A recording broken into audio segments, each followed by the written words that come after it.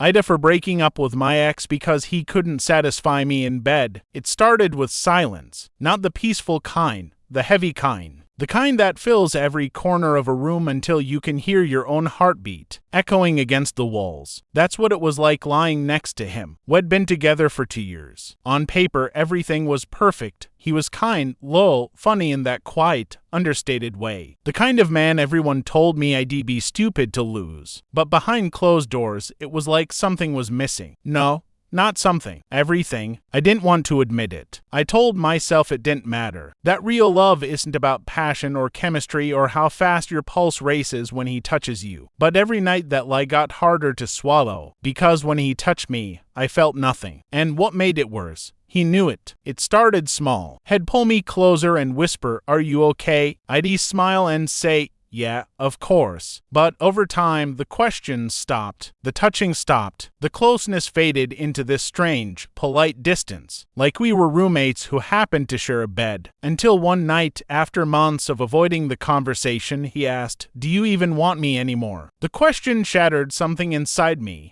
Not because it wasn't fair, but because it was too fair. I said the first thing that came to my mind. "It's not that I don't want you. It's that I can't feel you." He stared at me. His face didn't move, but I saw the way his eyes dimmed, the way his throat tightened like he was trying not to breathe too loud. He said quietly, "You mean you're not attracted to me?" And I didn't answer. Which was an answer. From that moment, everything between us became careful. We started walking around each other like glass sculptures, fragile, expensive, impossible to fix once cracked. He tried. I'll give him that. He read books, watched videos, asked me questions that made him uncomfortable. He tried to make me feel wanted, but it always felt like he was following a recipe with missing ingredients. It wasn't about skill. It was about energy. That fire, that pull, whatever makes two people burn for each other, it just wasn't there. And I hated myself for it, because he loved me, and I loved him, but in a way that felt like friendship dressed up as something else. One night, while we were lying in bed, he said something that broke me. "I know you don't want to hurt me, but every time you flinch when I touch you, it feels like you already did." I didn't sleep that night. I stared at the ceiling, wondering if love without desire is kindness or cruelty. 2 weeks later, I ended it. He didn't cry, he didn't shout, he just said, "I knew this was coming," and looked at me like he was memorizing the last image of someone he still wished he could save. But that wasn't the end, because breaking up didn't set me free. It made me feel like the villain of a story I never meant to write. Everyone we knew sided with him. His friends said I was shallow, that I'd traded a real man for some cheap thrill. My own best friend said, "You'll regret this when you realize good men don't grow on trees." And maybe they're right. Maybe I am shallow. Maybe I chose passion over peace. But no one talks about what it's like to slowly die inside a relationship built on almost love, almost happiness, almost enough. 6 months later, I saw him again. He looked different, sharper somehow, like heartbreak had carved him into something stronger. We talked for a bit. It was awkward, but not painful, until he said, "I'm seeing someone new." I smiled. Then he added, "She says I make her feel everything. I guess I just wasn't meant to make you feel it." And for a moment, I wanted to scream. Not out of jealousy, but guilt, because he was right. He wasn't broken. We were just mismatched pieces trying to force a fit that was never meant to work. I told him I was happy for him. I meant it. But that night, I went home and sat in my empty apartment, realizing something that chilled me. It wasn't just him I couldn't feel that with. Since him, I hadn't felt it with anyone. And that's when I started to wonder, what if it wasn't about him at all? What if it was about me? What if I'd spent my whole life confusing emotional safety with boredom, or fear of vulnerability with lack of chemistry? Maybe I didn't leave because he couldn't satisfy me. Maybe I left because I didn't know how to let myself be satisfied. TLDR.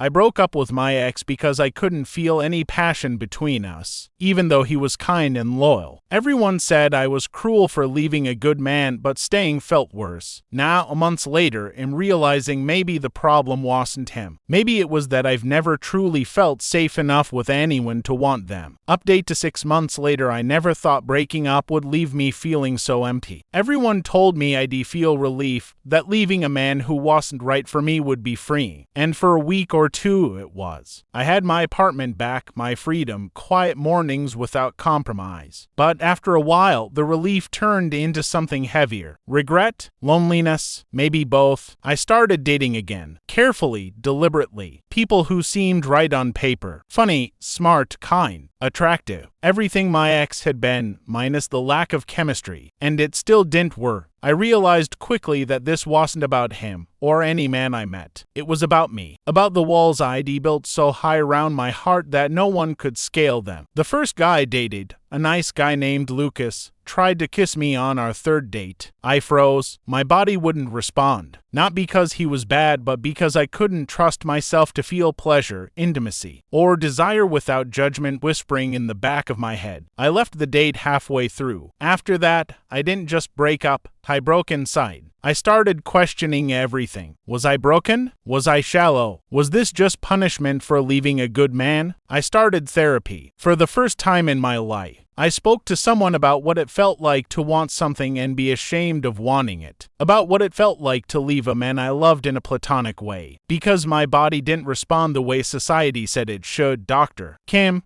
my therapist, asked me one question that stuck. Do you think desire is only physical? Or is it emotional, mental, spiritual? I didn't answer, because I didn't know. Over the next few months, I tried experimenting. Dating casually, being honest about my needs, exploring intimacy without shame. Sometimes it worked, sometimes it didn't. Most of the time, it just reminded me how complicated desire can be, and how closely it's tied to trust, safety, and emotional connection. Then, about 3 months ago, I met someone different. Elliot. He wasn't conventionally attractive, at least not like my ex or Lucas, but he had this way of looking at me, really seeing me, that unsettled me in the best way. Conversation flowed easily. Laughter came naturally. And for the first time in a long time, I felt something electric. Not just lust, but curiosity. Intrigue, warmth, and danger all mixed together. When we kissed, my body actually responded. My mind didn't shut down. My walls, though still high, trembled. And yet it scared me. Because all the fear I'd carried,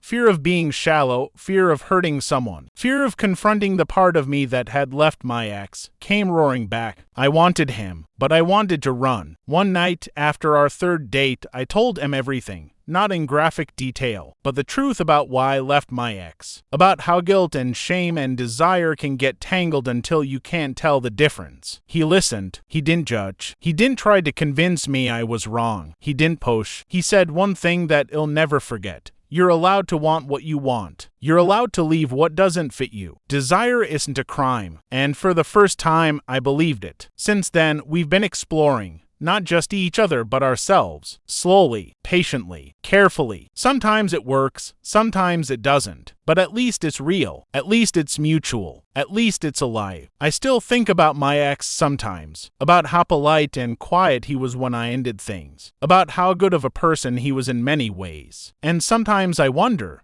would he have awakened this in me if he'd been able to connect on every level? But then I remember the truth.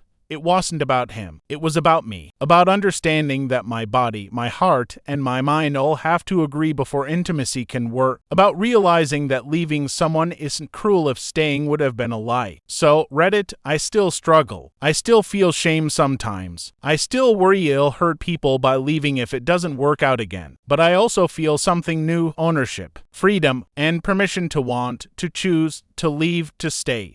All without apology. I don't know if he'll ever stop wondering if I was shallow for leaving him, but I do know this. I'd rather face the truth of my own desires than spend a lifetime denying them. To keep someone else's heart comfortable, and that is worth everything. TLDR, I broke up with my ex because he couldn't satisfy me physically, emotionally. Months later, I'm learning that desire is complex, leaving wasn't shallow, and exploring intimacy on my own terms is possible.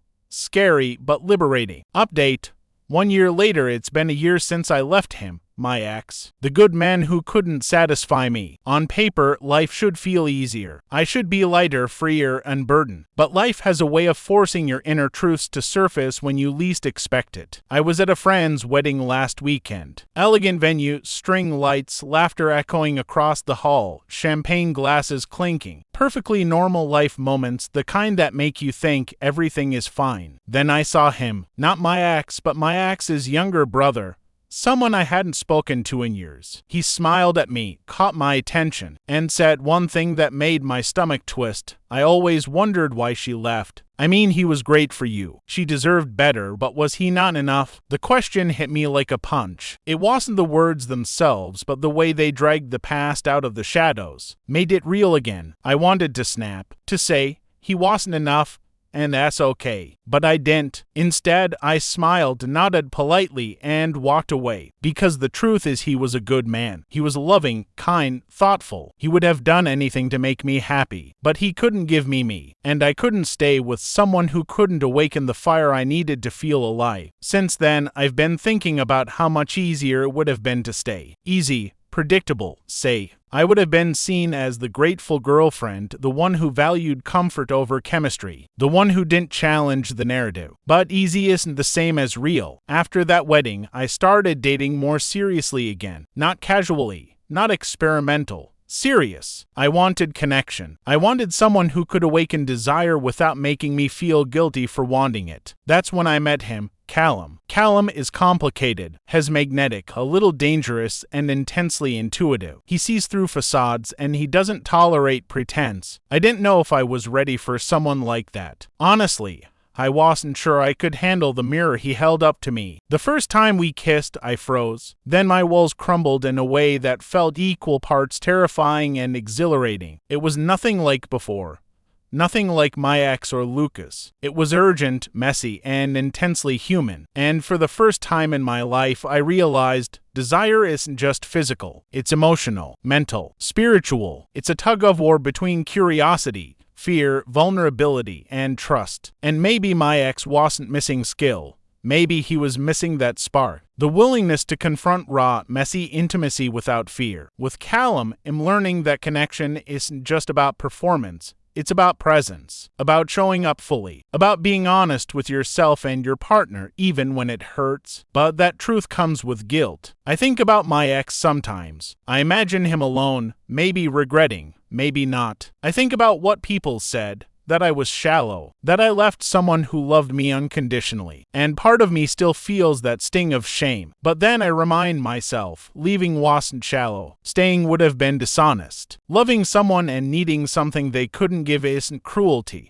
It's survival. Callum and I aren't perfect. We argue, we push each other's buttons, we test limits. But when we make love, it's not just physical. It's alive, it's messy, it's frightening, and it's real. And I can finally admit, that's what I've been searching for all along. I still struggle with the shadow of guilt. I still hear echoes of judgment from friends and strangers. Sometimes I catch myself thinking, did I destroy someone else's life by leaving? But then I remember the nights I lay awake beside my ex, pretending to feel something I didn't. I remember the suffocating heaviness of desireless intimacy, the hollow almost of love. And I realize I didn't destroy him. I freed myself. I didn't choose cruelty. I chose life. Because there's a difference between loving someone and being alive with them. And for the first time, I understand that being alive, fully, fiercely, without apology, is worth every shadow of guilt I've carried. TLDR.